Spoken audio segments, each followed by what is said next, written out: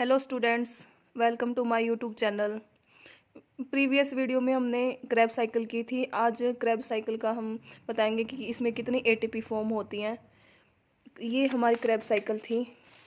क्या क्या थी? Pyruvic acid acetyl co enzyme की हेल्प से और ऑक्जेलो एसिटिक एसिड की हेल्प से हमारा प्रोडक्ट क्या बन रहा था? सिट्रिक एसिड में एकोनाइटेज एंजाइम था, वो सिस एक्नोटिक एसिड बना रहा था। सिस एक्नोटिक से आइसोसिट्रिक एसिड बना, फिर ऑक्जेलो सुसाइनिक एसिड में कन्वर्ट हुई, फिर उसमें डीकार्बोक्सिनेज होके अल्फा कीटोग्लूटेरिक एसिड बना। देन फिर सुसाइनिल, फिर सुसाइनिक एसिड, फिर फ्यूमेरिक, फिर मैलिक एसिड एंड फिर लास्ट प्रोडक्ट हमारा वही दोबारा से साइकिल चेंज हो गई हमारी सिट्रिक एसिड में। ये क्रैब साइकिल थी। अब इसके जो एसिटाइल को एंजाइम था वो कनेक्टिंग लिंक हमारा ग्लाइकोलाइसिस साइकिल और क्रैब साइकिल, ग्लाइकोलाइसिस और क्रैब साइकिल के बीच में जो लिंक कनेक्ट करवाता वो हमारे एसिटाइल को एंजाइम है। ठीक है। और इसमें एक बताया है कि जो को एंजाइम क्यों बोला जाता है, क्योंकि इसके अंदर सल्फर प्रेजेंट होता है। इस वजह से जो ये कंपाउंड है सल्फर से बना हुआ होता है। क्रैब साइकिल को हम एम्फीबोलिक क्यों बोलते हैं? क्रैब साइकिल को एम्फीबोलिक क्यों कहा जाता है? क्योंकि इसमें हम ब्रेक डाउन भी करेंगे प्रोडक्ट का और ब्रेकअप भी होता है। इसमें break down amphibolic, it's also known as break down and breakup reactions make product is called amphibolic. Amphibolic mainly two type का होता है। इसके अंदर कैटाबोलिज्म करवाएंगे हम पायरविक एसिड का। कैटाबोलिज्म का मतलब डिग्रेडेशन या ब्रोकन डाउन होगा हमारा किसका? पायरविक एसिड का। और एनाबोलाइज होगा। एनाबोलाइज का मतलब सिंथेसिस बनाएंगे हम, एमिनो एसिड की सिंथेसिस से एनाबोलाइज करेंगे। इसलिए हम क्रैब साइकिल को एम्फीबोलिक कहते हैं। और जो हमारा अल्फा क्यूटोग्लूटेरिक एसिड होता है वो ग्लूटामिक एसिड को सिंथेसाइज करवाएगा। इसी तरह से जो हमारा OAA शॉर्ट टर्म में बोलते हैं ना, ऑक्जेलो एसिटिक एसिड, वो क्या सिंथेसाइज करवाएगा? हमारा एस्पायरेटिक एसिड को। अब नोट करने वाली बात ये है कि जो लिंक रिएक्शन होती है हमारी, जो लिंक रिएक्शन थी उसके अंदर 2 NADH प्रोडक्ट थे। लिंक रिएक्शन कौन सी थी? जो हमारी पायरविक एसिड से प्रोडक्ट बना था हमारा एसिटाइल कोएंजाइम, वहां पर कितने 2 NADH2 की फॉर्म में थे। 2 NADH का सिंपली मीनिंग तो यही है कि भाई 1 NADH के अंदर कितनी होती हैं? 3 ATP होती हैं। तो 2 NADH के अंदर कितनी हो जाएंगी? 3 into 2 is equal to 6 ATP form हो गई यहाँ पे। अब जो क्रैब साइकिल है उसका सबस्ट्रेट लेवल देखते हैं। सबस्ट्रेट लेवल सिर्फ 1 ही बार होगा तो 1 GTP किसके इक्वल हो जाएगा? 1 ATP के। अब जो ATP है, अब इलेक्ट्रॉन ट्रांसपोर्ट सिस्टम देखेंगे इनका। 3 NADH2 तो यहाँ पे मिलेगी, देखते हैं। चलो अपने देखेंगे 3 NADH कहाँ पे। एक तो यहाँ पे अल्फा कीटोग्लूटेरिक एसिड से जब सुसाइनल में चेंज हो रहा था यहाँ पे एक NADH2 फॉर्म था। एक आइसोसिट्रिक एसिड से ऑक्जेलोसुसाइनिक एसिड में NADH2 फॉर्म था। और एक हमारा था मैलिक एसिड से जब ऑक्जेलो एसिटिक फॉर्म हुआ तब एक, यानी टोटल कितनी NADH2 फॉर्म थी हमारी? 3 NADH2 फॉर्म हुई यहाँ पे। अब 3 NADH2 और 1 FADH2 है। कौन सी है? 1 FADH2। 1 FADH2 है यहाँ पे, ये रहा। सुसाइनिक एसिड से जब फ्यूमरिक एसिड हमारा प्रोडक्ट बना, किस एंजाइम की हेल्प से? सुसाइनिक डिहाइड्रोजिनेस की हेल्प से। FAD से FADH2 प्रोडक्ट बना यहाँ पे फ्यूमरिक एसिड के पास। यहाँ पे कितने 4 कार्बन फॉर्म थे तो 3 NADH2 और 1 FADH बना। 1 FADH2 ATP के इक्वल होता है। तो यहाँ पे हमने ATP देखा तो 1 ATP तो सबस्ट्रेट लेवल की हुई क्रैब साइकिल में। 3 NADH2, 3 इंटू 3 9 हो गया। 1 FADH2 2, तो टोटल कितनी? 12 ATP बनी। अब 12, एक नोट पॉइंट ये भी है कि जो यहाँ पे 2 ATP लॉस हो जाती हैं, किस वजह से? 3 NADH2 9 ATP हुआ, 1 FADH2 2 ATP हुआ, तो टोटल कितनी होगी? 12 ATP हुई। 12 जो ग्लाइकोलाइसिस साइकिल थी वहां पर हमारी नेट गेन ATP कितनी फॉर्म हुई? Total 8 ATP। लिंक रिएक्शन के अंदर 6 ATP फॉर्म हुए। जो क्रैब साइकिल है वहां पर 24 ATP हुई। 24 ATP कैसे हुई? ये 2 बार साइकिल फॉर्म होती है, तो 24 आवर्स में 2 बार होगी, तो 1 में कितने होंगे? 12 और इंटू 2 24 हो जाएंगे। 24 ATP फॉर्म होंगे, तो टोटल कितनी? 38 ATP हुई। जब इन तीनों का सम होगा टोटल 38 ATP फॉर्म हुई, तो उसके अंदर 2 ATP लॉस कर गई। लॉस किस वजह से करी? यूकैरियोटिक में जब चेंज होंगी, जब क्लोरोप्लास्ट से माइटोकॉन्ड्रिया में एंट्री होती है तो 2 एटीपी यहाँ पे लॉस्ट हो जाती हैं। ये नोट पॉइंट यही है, जो एडीपी एटीपी साइकिल है ये किसके द्वारा प्रपोज की गई है, लिपमन फॉरगेट ने प्रपोज की है। इनको नोबेल प्राइज भी मिला हुआ है। और this cycle is catabolized by kinase enzyme cofactor of manganese.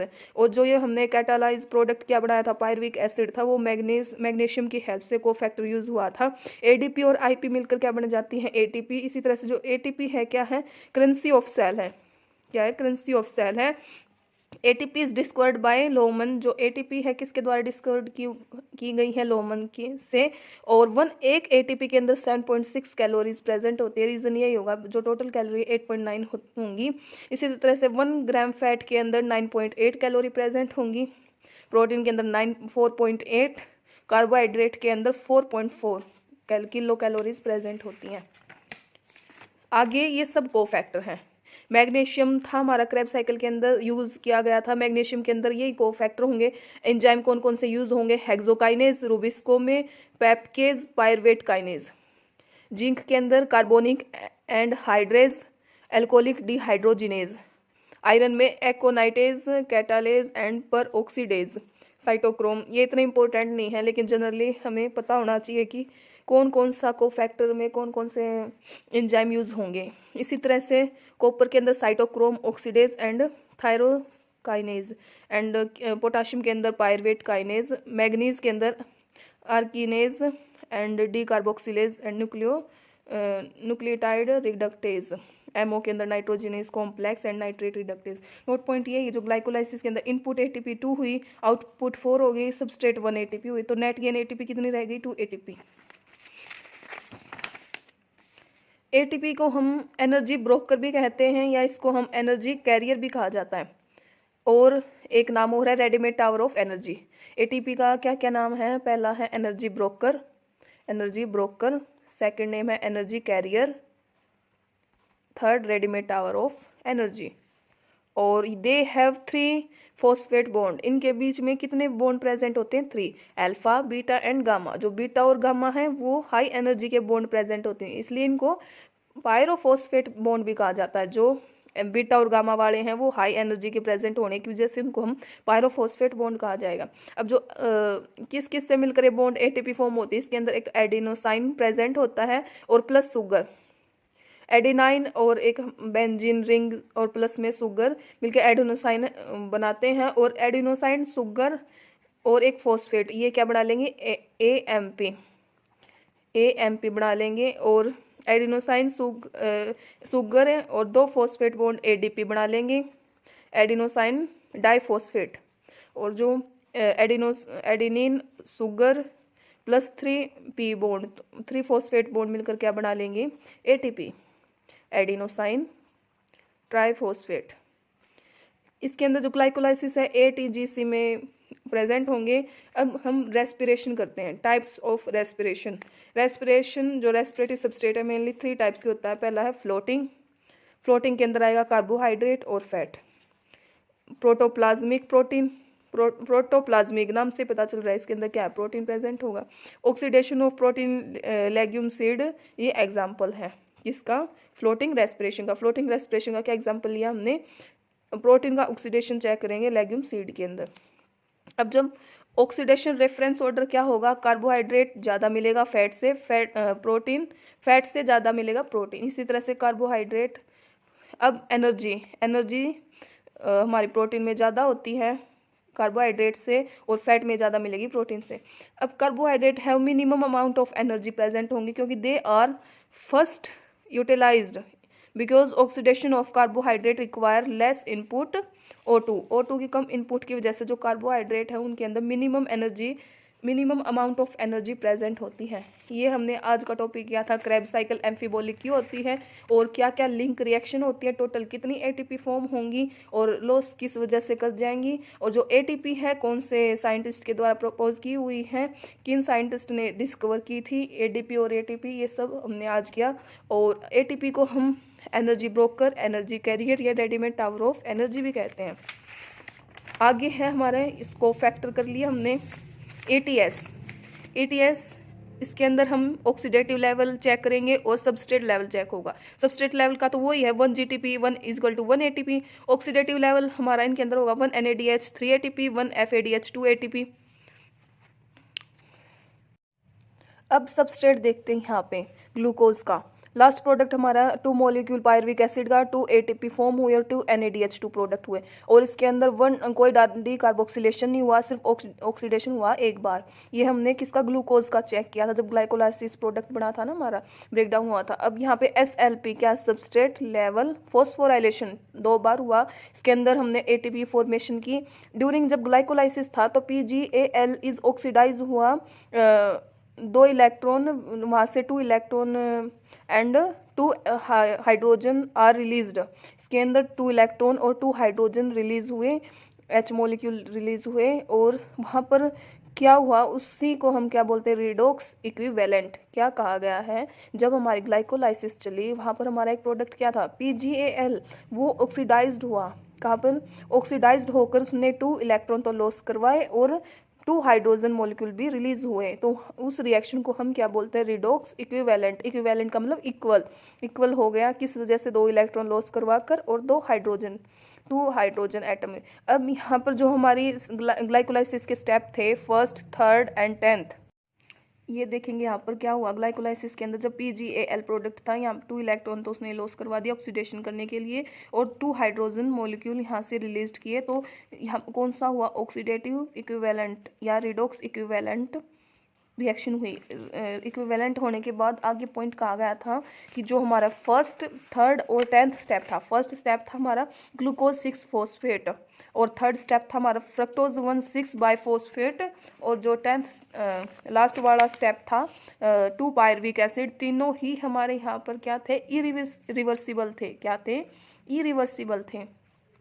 Note point यही है जो ये तो हमारे नोट पॉइंट किसके थे, ग्लूकोज के थे। क्या कहा गया था, 2 मॉलिक्यूल मिलेंगे पायरविक एसिड के, 2 ही ATP होंगे, 2 NADH2 होंगे। ये यहाँ पर 2 ATP थे, NADH2 ये रहे, या ये भी कितने थे, 2 ही NADH2 थे।